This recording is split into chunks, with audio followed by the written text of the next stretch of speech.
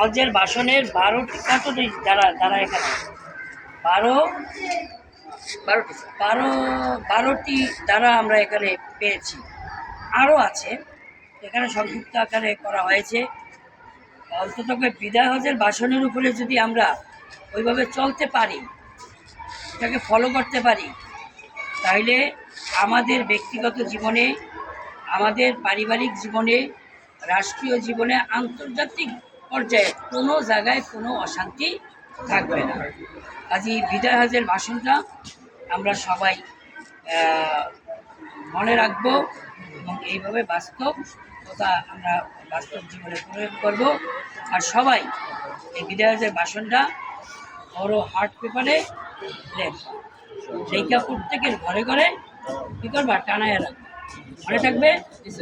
আর স্কুলেও আমাদেরকে 1 কপি দেবা। ধন্যবাদ সকলকে। এই লাইনে আবার তোমরা ক্লাসে চলে যাও এখান থেকে।